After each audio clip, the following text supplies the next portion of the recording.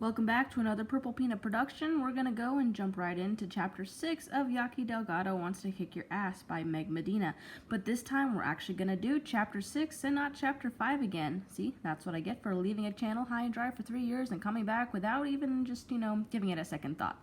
But, as Jason Derulo once said, I'm dumb-da-da-dee-da-dum-dum-da-da. Just kidding, I'm not dumb, I just, whatever. We're just going to jump right into it, so here we go. Reveal for dramatic effect. Yaqui Delgado Wants to Kick Your Ass by Meg Medina. Let's go, people.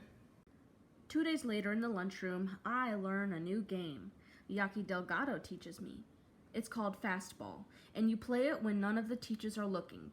This is a sport that is not included in our yearbook, but it is very real, just the same. 2 teams. My lunch table versus an enemy cloaked in invisibility. Equipment: a container of chocolate milk and a cinder block wall. You don't have to ask to play or wait in humiliation as teams are chosen. In fact, if you're a loser, you're picked first. Darlene is in the middle of complaining about our physics pop quiz grades when an Elsmert dairy container comes whizzing through the air. It hits the wall right behind me and explodes like the Big Bang. Every genius at my table is doused in milk. For a second, no one moves. Rob looks as though he's crying chocolate tears. Darlene, dripping, stares at her hands through murky lenses. People around us start to point. A few that have been splattered at nearby tables curse on their way out the door. I scan the blur of faces in the lunchroom, looking for the pitcher of today's fastball. But I already know who exactly it is. Most of the girls at the Latin table have their backs to us. All, that is, but one. Yaqui. I recognize her immediately thanks to her yearbook picture. She doesn't crack a smile as our eyes meet. She's sitting next to Alfredo. After she's stared me down, she turns back around slowly. Meanwhile, Miss Posey, the lunch aide, comes running before I'm even on my feet. She's huffing with the effort of moving across the cafeteria so fast on her bunions. Chocolate milk is dripping down the walls, over the edges of the table and onto the floor. She stares at the scene with disgust. "Who threw it?" she demands, as though we're the guilty ones. None of us answers, too stunned to speak. "Custodian," she barks into her walkie-talkie. "Custodian, do you copy?" She stops me from trying to get up. "Don't you move, any of you." Inside, I'm flipping her the bird. Chocolate milk seeps through my shirt and jeans to my underwear. The custodian rolls his bucket of murky water across the floor. His name's Jason, and he is young enough to still have acne on his neck. I try not to look at him as he works. Not him, not at the guys all over the lunchroom who are pointing and cracking up. Milk drips from the ends of my hair. I'm a loser for all to see. "Pick up your feet," he says. I know what he thinks as he starts pushing his pine sol mop in circles. We're easy targets. Weak. Weakness means that you deserve to be hated, that you deserve everything you get. My fists are clenched. I want to punch someone. Rob is perfectly still, like his spirit has risen out of his body and nothing is left. Darlene rummages through her bag for her striped jumpsuit top. "My shirt is ruined," she fumes. "It was expensive, and now I'm going to clash." I grab her arm before she storms off to the lockers. "What?" she snaps. My voice is almost a growl. "I need to find out more about Yaqui Delgado." Darlene rolls her eyes and cocks her neck. "Gee, ya think?" So now we're just gonna move on to chapter 7 because I didn't realize that chapter 6 was only a page and a half. Yeah, okay, don't give me that look. I'm literally winging it here. But on to chapter 7. I walk home that afternoon in a daze. My shirt smells like baby vomit, and my hair has stiffened to peaks that I cannot comb through. Chocolate milk is one of those things I remember loving as a kid. Now that memory's ruined. "Hey, When I look up, I'm surprised to find myself in front of the old building. My feet must have gone onto autopilot.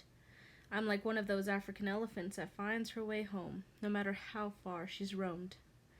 Joey Halper is sitting on the stoop, eating a frozen popsicle, even though the October cold is biting through my jacket. He's grinning at me in that way of his. He has a new haircut, buzzed close to the scalp like a prisoner. He tries to look vicious, but it never really works. Even the day the cop car brought him home for shoplifting, he looked like a scared little kid to me. I'm pretty sure he was crying.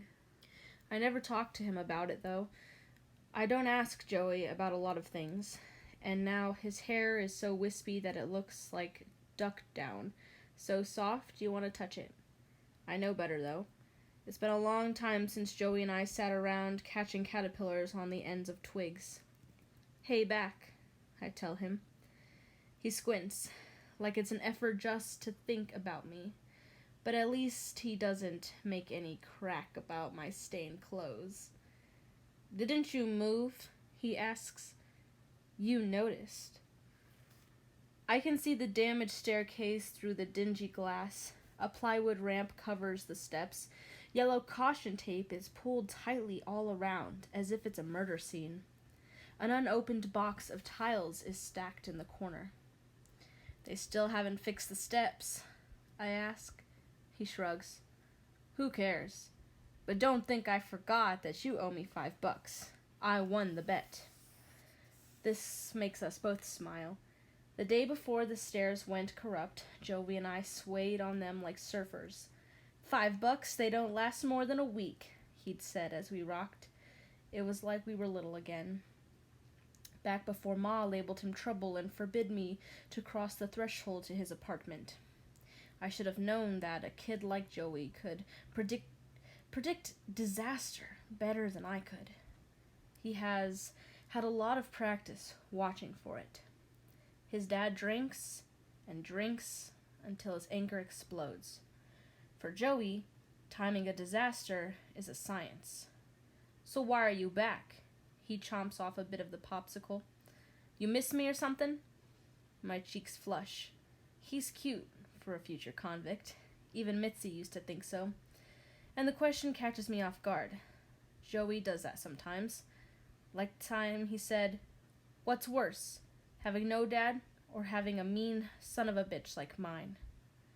Well, his question makes me feel especially silly in my chocolate milk shirt.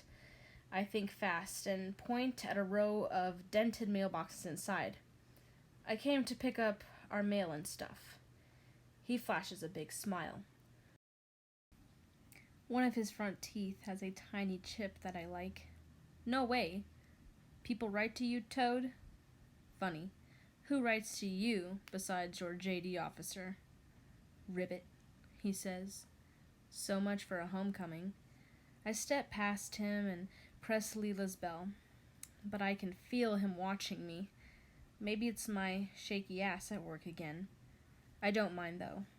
Who is it? Lila's voice is breaking up through a static. Biddy, buzz me in, I say into the intercom. It feels weird not to live here anymore, not to have the key to unlock the lobby doors. I'm about to say so to Joey, the one kid I've known my whole life besides Mitzi. But when I look back through the glass doors, he's already gone. The TV is blaring in Lila's apartment. She's a novella junkie, and Los Diablos y el Amor is her favorite. 3 p.m., Monday through Friday, she's tuned in. Lila blows on her wet nails and waves me in from the living room. Hurry up, you're just in time, she says. I think she's going to get her vision back today. On screen, Yvette, our heroine, is in the hospital bed, her eyes bandaged. She's flanked by her husband and her mother-in-law, who secretly engineered the accident a few episodes ago. They'll be hell to pay any minute, just the way Lila likes, with lots of yelling and threats. I drop my things and flop down on the sofa, not too close in case she gets a whiff of me. It feels good to be home. Lila pushes a plate in my direction without a word. It's our usual afternoon snack. A sleeve of saltines and can of Goya Vienna sausages that Ma calls poison. I stuff my cheeks and slip off my spattered shoes. Heaven. When the commercials turn on, Lila turns to me. What do you think? She holds up her perfect almond-shaped nails. They're painted black with a hint of red sparkles. Wicked. It's new in the catalog this fall. Cotton balls stained with her usual red polish are littered on the coffee table. The smell of acetone is a bad mix with sausages and sour milk. I try not to sit too close. New shipment? I ask. She plucks a cracker off my plate with the pads of her fingers and arches her brow as she takes a dainty bite. It arrived just this morning, and I should tell you that we're running a special, Miss Sanchez. Lila is using her businesswoman voice. She likes to practice on me before she wears down her good heels knocking on doors. This polish is only $3.99, regularly $5. I try to picture vampy black and red nails on any of the tired-looking ladies on our block, but I realized Joey Halper would make a much better prospect. Black nails might look good with his do-it-yourself knuckle tattoos. Poor Lila. Ma's right. She's her own best customer. Hey, what happened to your shirt? She scrunches up her nose at the stink. And your pants. There's a chocolate starburst pattern on my right thigh. Food fight in the cafeteria. I lie quickly. What else have you got? Have a look, she tells me, and turns back to the TV. But don't steal all my samples like last time. Her Avon case is open at her feet, and I'm happy to dig in. We've always called this case the treasure chest. Going through it makes me feel like I'm 6 again, in a good way. It's an old-fashioned model that looks bulletproof, black and hard on the outside. Lila could get a modern one, but this is the one she likes. She says it's the only way to keep all those pressed powders and glass bottles safe. I pull out a small bottle shaped like a girl in a hoop skirt. She comes apart at the waist if you twist her hard enough. Her skirt is filled with a heavy jasmine splash. When she's drained, Lila will add her to the collection of bottles decorating her windowsills. Dried out geishas, roses, breakable things of every kind that she can't bear to throw away. The music swells on screen, and I look up just in time to see that Yvette's bandages are being removed. Lila's eyes go wide in anticipation. She holds her breath, grabs my sticky knee. Even I can't help but stare at what's coming next. The camera does a close-up on the girl who can miraculously see again. It cuts to the mother-in-law, then to the clueless husband. All at once, the credits run. Maldito sea! Lila shoves the coffee table with her foot. We have to wait to see that hussy get what's coming? Please, you know what's coming. I rub perfume on my wrists and sniff. It's better than sour milk, and it reminds me of a fancy department store where I can only browse. I stuff a few samples in my pocket. It's going to end the way all the novellas end. Everybody happy. She shoos away my idea like it's a bad smell. So what? Nobody gets happy the same way. That's what's interesting. She glances at the clock with peacock feathers all around the trim, and then gets a good look at me. I tuck my hair behind my ears, trying to look natural. But I'm a mess, and she knows it. Mommy working overtime again? She asks. I nod. There's a big sale this weekend, and extra shifts are the only way Ma could swing the move. She wouldn't be home until 9 tonight. I won't have to dodge her questions or make up stories about my clothes, but I'm in no hurry to sit over there all by myself either. I can stay a while, if you want. Lila smiles. She always likes company. Perfecto. Then we have plenty of time. For what? To pamper ourselves, of course. She leads me to the bathroom and drags in a chair. You think I look this way without some work? In no time, my dirty clothes are in a pile, and I'm wrapped in one of her full body towels.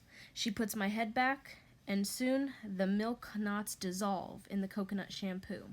I close my eyes as she makes circles at my temples, just the way she does for her best customers at the salon.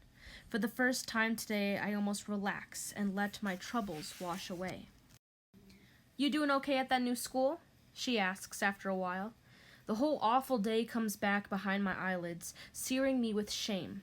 I hate lying to Lila, but I don't want to talk about it. I squeeze my eyes tight so no part of it escapes. "Yes." "But you haven't told me anything about it. That's not like you." "You sound like Ma now," I say, annoyed. Ouch. Lila glances at my pile of soiled clothes and uses her soapy pinky to flip on the radio she has perched on her hamper. It's tuned to La Mega FM. "How about some music then, grouch?" I don't say anything else as the sputtering radio fills the room. Lila won't understand what it's like to be hated. Everyone loves her. Everyone wants to talk to her at the party. Men dream about her. Women want to be her. I don't know that secret charm. At least, not at DJ, where I've become a loser just like that. Before I can help it, a tear slides from the corner of my eye and grazes my temple. I turn my head just in time to make it disappear in the water. Does she see? A shiver rises through my spine, but Lila doesn't say a word. She hums to the music like it's a lullaby and rinses me clean. There you are, my homies, chapter 6 and 7 of Yaqui Delgado Wants to Kick Your Ass by Meg Medina. Thanks for hanging in there with me when I kind of posted the wrong chapter, but you know, good things from here on out. Yep, that's all I have to say. So if you liked it, thumbs up, you know the drill, subscribe, all that fun stuff, and stay tuned for chapter 8.